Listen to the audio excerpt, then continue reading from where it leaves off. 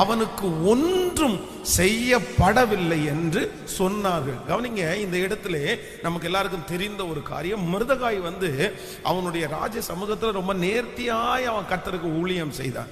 அவனுடைய ராஜாவுக்கு அவன் உண்மையா இருந்தான். அப்போ அவனுடைய வேலையில அவன் ரொம்ப கண்ணு கருத்துமா இருந்தான். யாராவது ஒருத்தர் பார்த்துக்கட்டும், ஆயிரக்கணக்கான பேர் ராஜாவுக்கு வேலை செய்யறாங்க, நம்ம இந்த விஷயத்துல கவனமா இருக்க வேண்டிய அவசியம் இல்லை, நம்ம ஆஃப்டர் ஆல் கேட் வாட்ச்மேனா இருக்கிறோம், அந்த வேலையை பார்த்துட்டு போலாம் அப்படின்னு அவன் நினைக்கல. அப்போ ஒரு உங்க கைகளிலே ஒரு பொறுப்பு என்கிற ஒன்று கொடுக்கப்படுமானால் அதனுடைய முழு காரியத்தையும் உங்க கையில எடுக்கணும். நீங்க தான் அதற்கு உத்தரவாதம் பண்ணணும். அப்போ இந்த மனுஷன் உத்தரவாதம் பண்ணி பாத்தீங்கன்னா, ராஜாவினுடைய உயிரை எடுப்பதற்காக அங்க இருக்கிறதுல 2 பேர் செயல்படுறாங்க. அப்ப இவன் இருந்து அதை கவனித்து அவங்க விஷயத்தை குறித்து ராஜாவுக்கு சொல்லி இப்போ ராஜாவுடைய உயிர் காப்பாற்றப்பட்டது.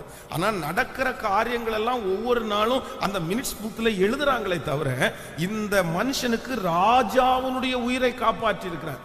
அங்க இருக்கிற ஒரு சாதாரணமான மனுஷனிடல ராஜாவுடைய இருதயத்தை, ராஜாவுடைய உயிரை காப்பாற்றும் போது கண்டிப்பாக அந்த இடத்துல அவன் கனப்படுத்தப்பட வேண்டும், ஏதாவது ஒண்ணு கொடுக்க வேண்டும். ஆனா வேதம் சொல்லுது, எல்லாரும் மறந்துட்டாங்க, எல்லாரும் அமைதி ஆயிட்டாங்க. அவனுக்காக யாராவது ஒருத்தர் போய் வருகிற பிறந்த நாளுக்கு அவனுக்கு ஏதாவது கொடுங்க ராஜா, ஏன்னா உங்க உயிர் இன்னைக்கு ஜீவனோடு இருக்கிறதுக்கு அவன் தான் காரணம், இதெல்லாம் சொல்றதற்கு யாரும் இல்லை. யாராவது ஒருத்தர் போய் பேசி இருக்கலாம்ல, ஒரு உயர்ந்த இடத்துல இருந்திருந்தா கண்டிப்பாக யாராவது ஒருத்தர் போய் பேசியிருப்பாங்க. ஆனா நான் நம்புகிறேன், எல்லாரும் அமைதியா இருக்கும்போது மொர்தெகாய் ஆராதிக்கிற கர்த்தர் மட்டும் அமைதியா இருக்கவே இல்லை. அவனுக்காக கர்த்தர் செயல்பட ஆரம்பித்தார். அவனுக்காக ராஜாவினுடைய தூக்கத்தை கர்த்தர் எடுத்து போட்டார். அவனுக்காக நடபடிகள் புஸ்தகத்தை அந்த இரவிலே வாசிக்கும்படியாக ராஜாவினாலே கர்த்தர் ஏவினார்.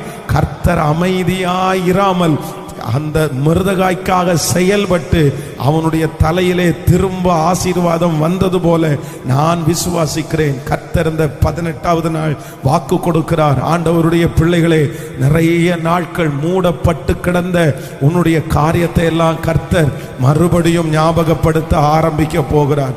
உன்னுடைய பிரயாசங்கள் அநேக வருடங்களாக நீ பட்ட நிறைய பிரயாசங்கள் மூடப்பட்டு கிடக்கிறது, அது அநேகரால் எடுக்கப்படாமல் கிடக்கிறது.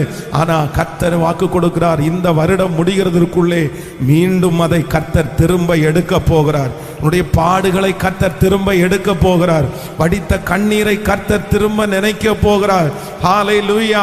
உண்மையாய் இருந்ததை கர்த்தர் திரும்ப எடுக்க போகிறார். நான் தீர்க்க தரிசனமாய் வாக்கை சொல்லுகிறேன்.